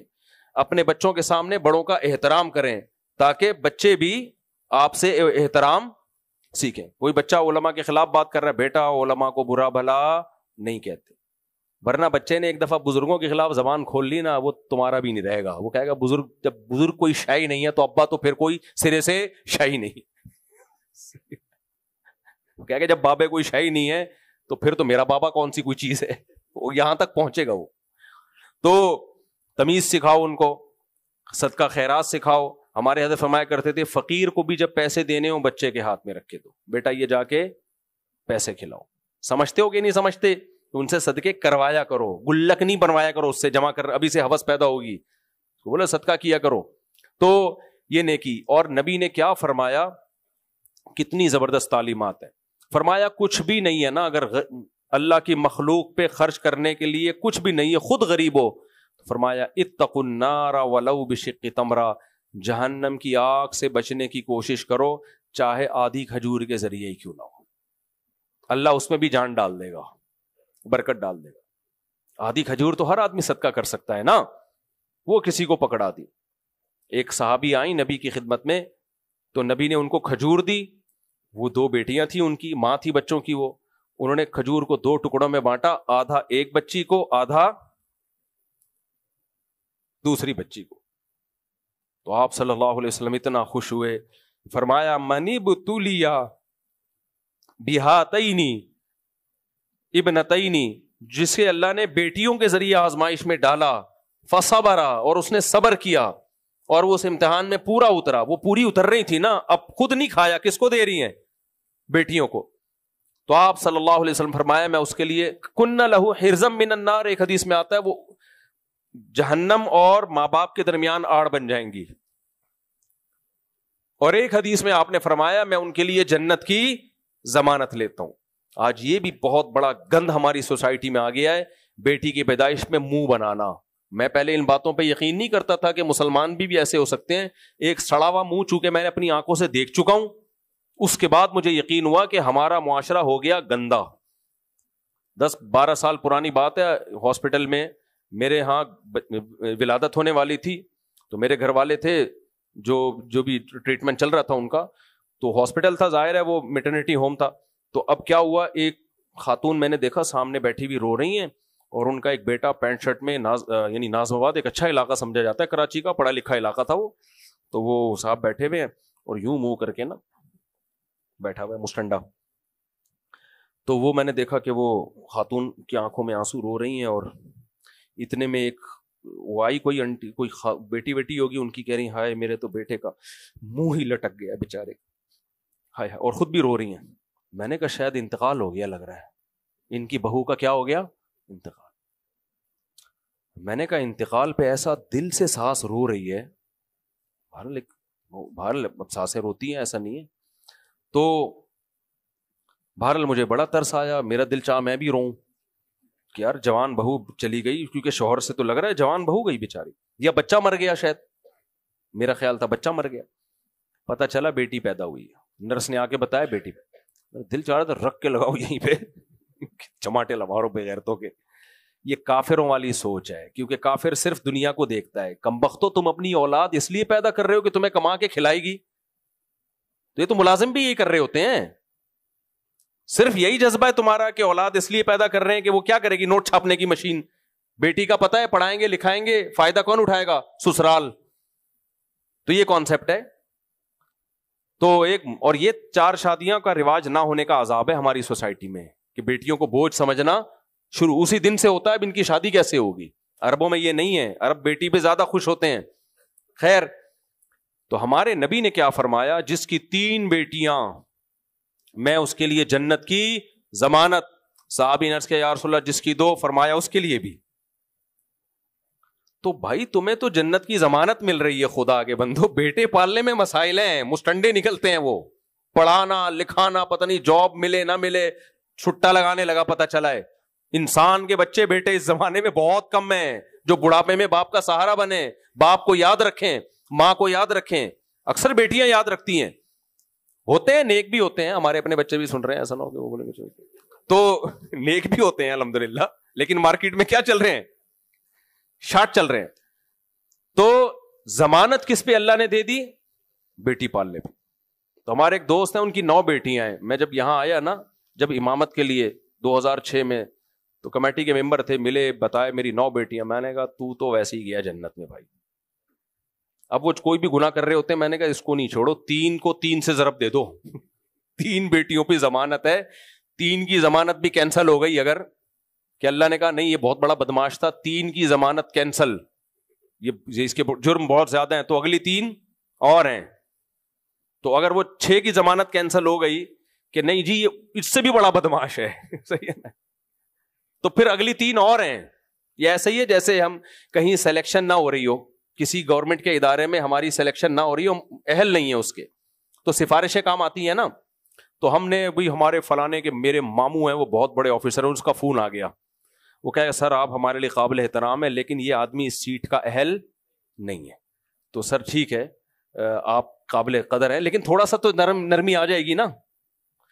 اچانک اسی جیسی تگڑی ایک اور سفارش آ گئی. اب وہ کہے گا سر یہ اس قابل تو نہیں ہے اب، لیکن یار 2 بندوں کی سفارشیں آ گئی ہیں، لیکن سر اب میٹرک پاس تو ہوتا نا کم از کم. تو میٹرک بھی فیل ہے. اچانک پھر تیسرے کی سفارش آ گئی. 3 سفارشیں مل کے ہیں، ممکن ہے اس میٹرک پاس کو بھی وہ سیٹ دلوا دیں. اب دنیا میں تو یہ ناجائز ہے، لیکن جنت میں کون لے کے جائے گا؟ اللہ. اللہ تو کہہ رہا ہے بہت سے لوگ جہنم کے مستحق ہوں گے، سفارش کی بیس پہ میں کہاں لے جاؤں گا؟ جنت میں. اس پہ جن کی سفارش نہیں ہوگی ان کو اعتراض ہوگا ہم جہنم میں کیوں؟ اللہ کہے گا تمہیں تمہارے اعمال کا بدلہ مل رہا ہے، کوئی ظلم تھوڑی کر رہا ہوں میں. تم نے جرم نہ کیا ہوتا اس کی سزا ملتی، پھر کہتے بس میرا فضل ہے، جس کو چاہتا ہے چاہوں عطا کر دوں. اس کے 9 بیٹیاں تھیں اس لیے یہ مستحق جہنم کا ہے، لیکن لے کے کہاں جا رہا ہوں میں اس کو؟ جنت میں. اور تو بیٹیوں کے پیدائش پہ رو رہا تھا وہاں بیٹھ کے اپنی ماں کے ساتھ، تیری ماں تیرے آنسو پوچھ رہی تھی. اور ان لوگوں کے کون سے نیک اعمال بھی نہیں ہوتے. تو یہ مسلمان کے لیے رونے کا مقام بولو نہیں ہے. اور پھر بعض دفعہ حضرت حکیم اختر صاحب رحمہ اللہ کا ایک بیان تھا، تاریخ میں ایسے بہت سے لوگ گزرے ان کو بیٹی کے ذریعے داماد جو ملا وہ بیٹے سے زیادہ اچھا ملا. اس داماد نے ایسا خدمت کر کے دکھائی اور ایسا نیابت کی کہ وہ بیٹوں سے زیادہ آگے نکل گیا. نبی صلی اللہ علیہ وسلم کو جو حضرت علی داماد ملے، وہ اگر حضرت فاطمہ نہ ہوتی، آپ کی بیٹی نہ ہوتی، تو حضرت علی جیسے داماد ملتے آپ کو.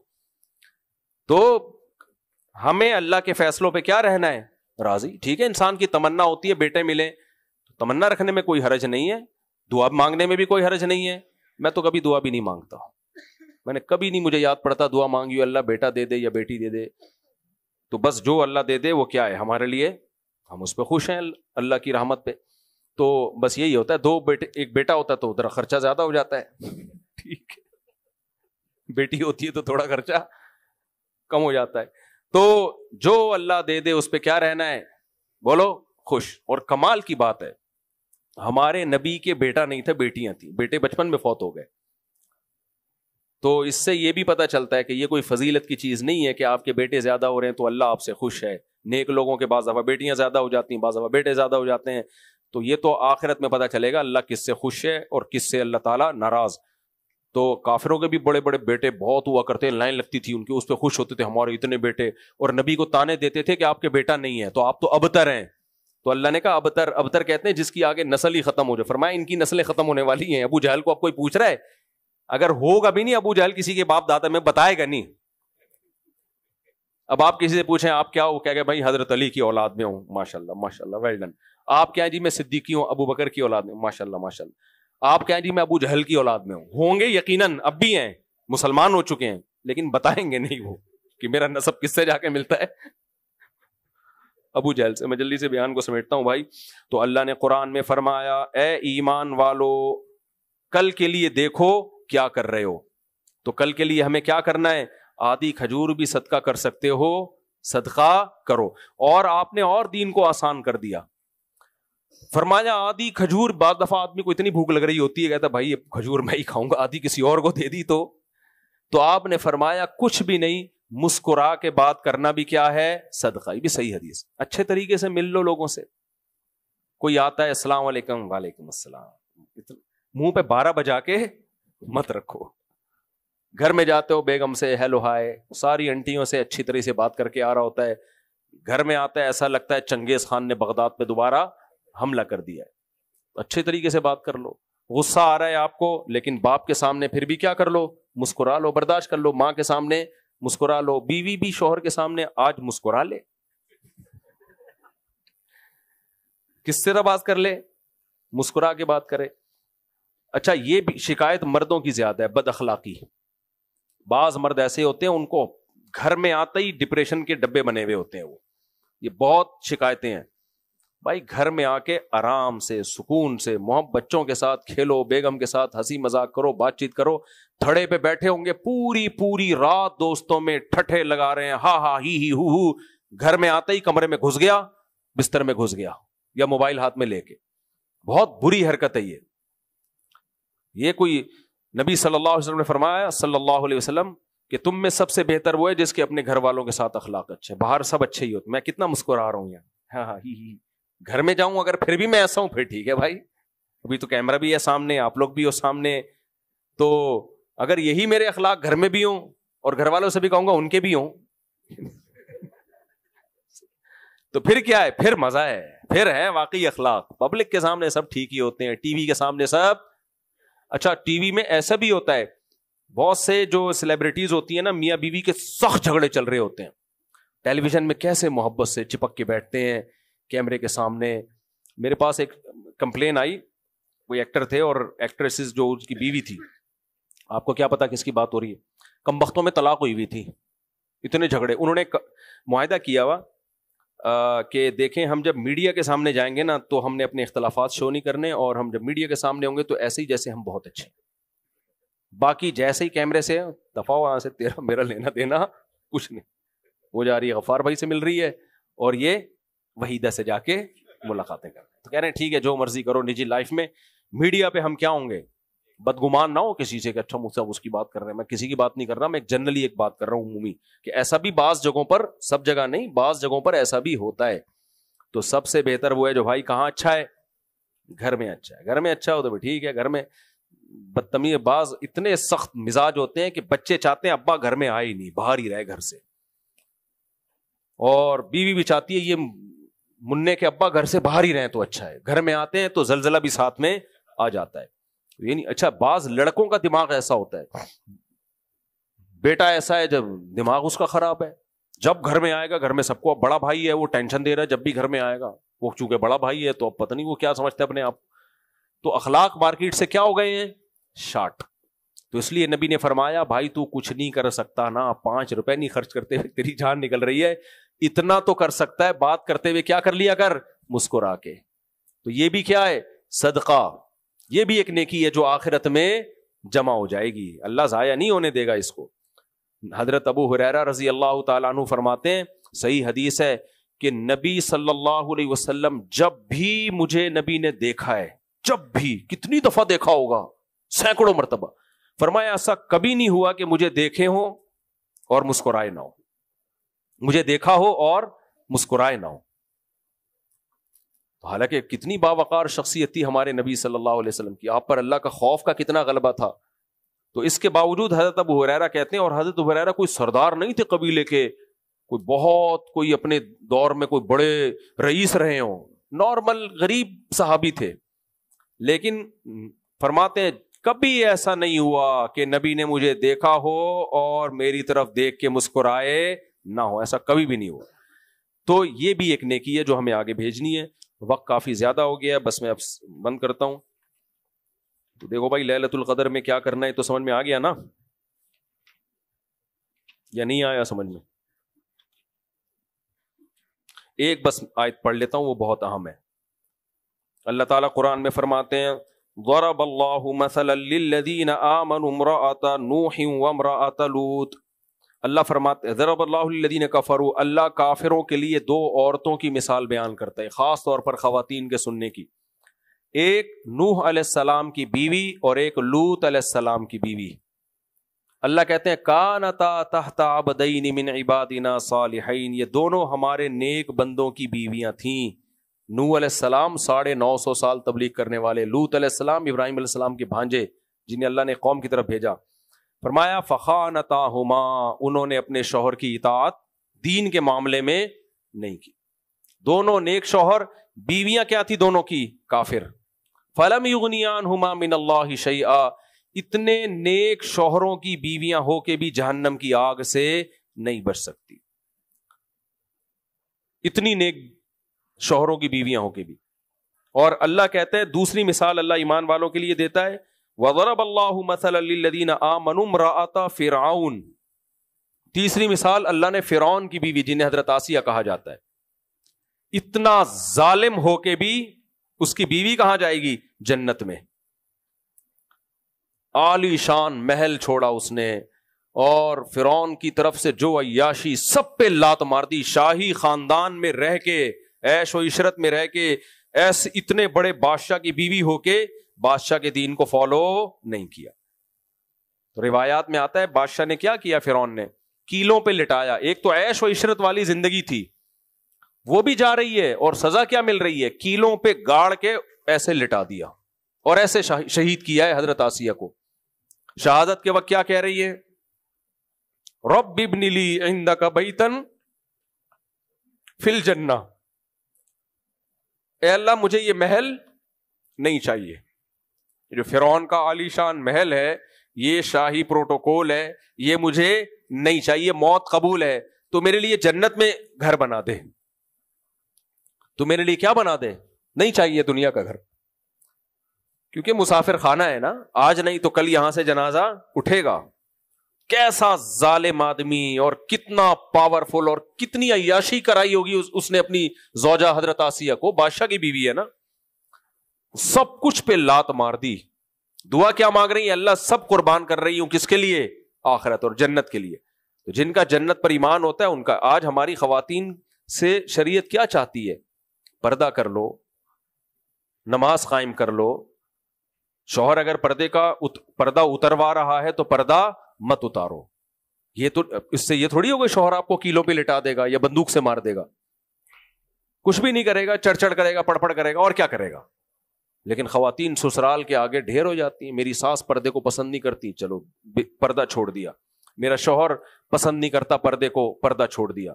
یہ نہیں ہوتا بھائی، آپ کو قربانی دینی پڑے گی. اور ہم سے اللہ بہت تھوڑی قربانی لے رہا ہے. حضرت آسیہ سے بہت بڑی قربانی لی اللہ تعالیٰ نے. لیکن اللہ کہتا ہے کہ کیسی ڈٹی رہی ہیں، قتل کر دیا اس نے، شہید کر دیا. کہا اللہ نہیں چاہیے دنیا. کہاں گھر چاہیے؟ جنت میں. دوسری مثال اللہ نے دی، وَمَرْيَمَ ابْنَتَ عِمْرَانَ الَّتِي أَحْسَنَتْ فَرْجَهَا. بس یہ آخری آیت قرآن رکھ دیں. وَمَرْيَمَ ابْنَتَ عِمْرَانَ الَّتِي أَحْسَنَتْ فَرْجَهَا. اللہ کہتے ہیں ہم ایمان والی عورتوں کے لیے ایک مثال حضرت مریم کی ہے، جنہوں نے اپنی پاک دامنی کی حفاظت کی. پاک دامنی کی حفاظت کیا مطلب؟ کبھی کسی غیر مرد کی طرف آپ کی توجہ نہیں گئی. اللہ کو عورت کی پاک دامنی پسند نہیں، بہت زیادہ پسند ہے. عورت اللہ کو کیسی پسند ہے؟ باپ کے گھر میں ہو، بھائیوں کے چھاؤں میں ہو، اور وہاں سے رخصت ہو کے شوہر کے پاس جائے، پھر شوہر سے محبت کرے. بس شوہر کے علاوہ کوئی مرد اس کی زندگی میں نہ ہو. آج سارے کلچر کی ایسی کی تیسی، بس ایجوکیشن ایجوکیشن ایجوکیشن. وہی بات بار بار لوٹاؤں گا، ایجوکیشن کے ہم خلاف نہیں ہیں. پردہ، عفت، پاک دامنی یہ پہلے ہے، ایجوکیشن بعد میں. اس کو فوکس کرو بھائی. پردہ کر کے بھی پڑھ سکتی ہے، نیک بن کے بھی پڑھ سکتی ہے، غیر مردوں سے تعلق قائم کیے بغیر بھی پڑھ سکتی ہے. تو یونیورسٹیوں کے عذاب سے بچاؤ اپنی بچیوں کو. اگر پڑھا رہے ہیں تو پھر نگرانی کرو بھائی. اور میں تو اب اس پہ آ گیا ہوں، ہوم اسکولنگ کی طرف آؤ. میرے سامنے بہت سارے واقعات آ گئے ہیں. ہوم اسکولنگ کر کے بہت کچھ بچیوں نے بھی پڑھا ہے. امریکہ اس طرف جا رہا ہے، وہاں گورے کر رہے ہیں ایسا. وہ وہاں گورے. میں امریکہ میں گیا، وہاں جو ان کی ایک اسٹیٹ ہے بڑی مشہور، لاس اینجلس. وہاں ایک مولانا صاحب ملے، اتنی بڑی داڑھی ٹوپی، بڑے نیک پرہیزگار، اتنی ڈگریاں ان کے پاس. میں نے کہا بھائی صاحب اتنے پڑھے لکھے؟ کہہ رہے ہم میرے والدین جب یہاں مائگریٹ کر کے آئے، انہوں نے بولا ہم امریکہ میں اسکول میں پڑھائیں گے تو پھر مکس گیدرنگ اور ہومو سیکسولیٹی سب بڑے مسائل ہوتے ہیں، تو ہوم اسکولنگ کروائی ہے. تو ہوم اسکولنگ کے کر کے سب اپنا ادارہ کھول لیا انہوں نے. صحیح ہے نا بھائی؟ سب کچھ ہو سکتا ہے. یہ یونیورسٹیوں کا جو ایک دماغ میں آپ کے سحر آ گیا ہے نا، اس کو نکالو، تعلیم کو فوکس کرو. ہاں اگر کوئی یونیورسٹی آپ کے علم میں ہے جہاں مکس گیدرنگ نہیں ہے، جیسے جامعۃ الرشید ابو الغزالی یونیورسٹی بنا رہا ہے، یا اور کسی دینی بہت سے علماء نے اور بھی بنائی ہوئی ہیں، تو پھر ٹھیک ہے، ہمیں کوئی اعتراض نہیں. لیکن وہاں بھی خراب ہونے کا خطرہ ہوتا ہے. کیوں ہوتا ہے؟ کلاس فیلو خراب کر دیتے ہیں. ایسی کمپلین اسلامک اسکولوں کی آئی ہیں کہ جو کلاس فیلو ہے نا، وہ موبائل میں کلاس اپنے دوست کو فحش چیزیں دکھا رہا ہے. کیونکہ اسلامک اسکولوں میں نگرانی تو ہوتی ہے، لیکن آپ کے جتنے بچے ہیں وہ تھوڑی اسلامی گھرانوں سے آئے ہوئے ہوتے ہیں. کس نے اپنے چرسیوں نے بھی بھیجا ہوا ہوتا ہے اپنے بچوں کو، وہاں چرس بانٹ رہے ہوتے ہیں، چرس شیئر کر رہے ہوتے ہیں ایک دوسرے کے ساتھ. ٹھیک ہے نا؟ تو وہ اسکول کا قصور نہیں ہوتا، لیکن کلاس فیلو ہے. بچہ جب تک ایک خاص عمر تک نہ پہنچ جائے، میری رائے بہن بھائیوں میں کھیلے، کزنوں میں کھیلے، اور گلی محلے کے ان دوستوں میں جن پہ کی آپ نگرانی کر رہے ہیں. اسکول میں آپ نگرانی بولو نہیں کر سکتے. وہاں جا کے کیا کر رہا ہے کچھ نہیں پتا. تو مجبوری کے احکام الگ ہیں، لیکن فوکس کس کو کرو؟ Home schooling. اور اس کے لیے میں آپ کو ایک لنک دے دیتا ہوں. ڈاکٹر ذیشان صاحب ہیں، جو القادر یونیورسٹی کے ڈین بھی تھے اور اب تو وہ بھی تھے, سمجھ رہے ہیں نا, ہر چیز کیا ہو گئی ہے, اب تھے ہو گئی ہے. اور ادھر لمس یونیورسٹی کے لیکچرار بھی رہے ہیں, دین عالم بھی ہیں. کمال کی بات یہ ہے, تو دین دنیا دونوں کا مجموعہ ہے. تو میں نے ان سے کہا تھا ہوم اسکولنگ کے لیے آپ اچھی طرح سے ورکشاپ کروائیں, وہ بہت زبردست ورکشاپ کرواتے ہیں, والدین کو گائیڈ کرتے ہیں کہ کیسے ہوم اسکولنگ ہو سکتی ہے, تو ان کے تجربے سے فائدہ اٹھانا چاہیے. لیکن وہ ٹائم ہی نہیں دے رہے, 2-3 دفعہ ٹائم دیا, پھر وہ کبھی وہ ہوتے ہیں تو میں سفر پہ نکل جاتا ہوں, کبھی میں یہاں ہوتا ہوں تو وہ سفر پہ گئے ہوئے ہوتے ہیں. بہرحال آپ ان سے بھی رابطہ کر سکتے ہیں اور لوگوں سے بھی. تو اپنے بچوں کو, یہ بھی جو اسکولوں والا ماحول ہے ہمارے دور کا نہیں ہے, اس دور میں اتنا خراب تھا, پتہ نہیں کیا ہو چکا ہوگا. تو اس لیے اپنے بچوں کو تباہ ہونے سے بچائیں, اور اگر بھیجنا ہے تو بہت زیادہ نگرانی کریں. اللہ تعالیٰ عمل کی توفیق عطا فرمائے. جلدی پڑھ لیں میرے بھائی. اچھا, کمال کی بات ہے, پاکستان بھی 27 رمضان کو جمعے کے دن بنا. 27واں روزہ کب ہے؟ تو کچھ تھوڑی سی پاکستان سے محبت کی باتیں بھی کر لیا کرو. اپنے سیاسی اختلافات ٹھیک ہے اپنی جگہ, ہمیں بھی ہیں, صرف آپ ہی کو نہیں ہے, اسٹیبلشمنٹ سے بھی ہیں, فلاں فلاں سیاسی سے بھی ہیں, سب کو ہیں بھائی. کچھ ملک کے لیے منہ سے اچھے جملے بھی نکالنا سیکھو. ہم نے تو ملک کی تعریف کرنا, پازیٹیو چیزوں کو ہائی لائٹ کرنا بالکل چھوڑ دیا ہے. تو 27ویں رات میں جو لیلۃ القدر کی راتیں ہیں, ان میں ملک کے لیے بھی دعائیں مانگیں. اللہ ہمارے ملک کو, جو ابھی تو دیکھو جنگ کی حالت میں یہ نہیں دیکھا جاتا کہ ہمارے لوگوں سے کیا غلطیاں ہوئی ہیں, جنگ کی حالت میں تو سب متحد ہو کے لڑتے ہیں. اب ایک گھر میں ہم رہتے ہیں, بڑے بھائی ایک دن چوری کرتے ہوئے پکڑا گیا تھا, چھوٹا بھائی نے ایک دن یہ کر لیا تھا, آپ کی پینٹ اٹھا کے پہن کے چلا گیا, غصہ آ رہا ہے, شادی میں آپ نے جانا تھا, پینٹ کون لے گیا؟ وہ لے گیا. اب یہ مسئلے چل رہے ہیں, چور آیا تو سب مل کے پکڑیں گے نا اس کو. ایک پکڑ رہا ہے, دوسرا کہہ رہا ہے ابے تو خود چور ہے, اس دن میری پینٹ پہن کے گیا تھا. بیوی کہہ رہی ہے اپنے شوہر کو تم نے تو میرے ساتھ کبھی اچھا سلوک ہی نہیں کیا. تو ٹھیک ہے, پھر وہ ایک ایک کر کے سب کی جیبیں خالی کرے گا. تو اس وقت جو ہم بیرونی دہشت گردی جس کی وجہ سے قتل ہو رہے ہیں, مولانا نور رحمت صاحب کا قتل ہو گیا گلگت میں, اور جو مفتی منیر شاکر صاحب کا قتل ہو گیا, JUI کے 3-4 بڑے بڑے علماء شہید ہو چکے ہیں, اور بھی بہت لائن لگی ہوئی ہے شہادتوں کی, اور فوجی بھی شہید ہو رہے ہیں, بہت زیادہ شہادتیں ہو رہی ہیں جوانوں کی. تو ایسے موقع پہ بھائی ہمیں اپنے جو دہشت گرد ہے اس سے مل کے ہمیں اس کا مقابلہ کرنا ہوگا. اس موقع پر اپنے ملک کی برائیاں کم از کم نہ کرو, اس موقع پہ نہ کرو. اور دشمن اس کا فائدہ اٹھا رہا ہے, ٹک ٹاک پہ, فیس بک پہ جو لوگ بھی ملک کے خلاف اس طرح باتیں کر رہے ہیں, وہ آپ کے نہیں ہیں, وہ بیرونی ایجنٹ ہیں, لفافہ خور ہیں, وہ باہر بیٹھ کے یہ سارے کام کر رہے ہیں. تو اس لیے اس میں ابھی ملک میں ہمیں جو ہے نا متحد ہونے کی ضرورت ہے. بہت زیادہ بڑے مسائل ہمارے لیے کھڑے ہوئے ہیں. Thanks for watching. Don't forget to like, comment, share and subscribe to Mufti Tariq Masood, famous scholar.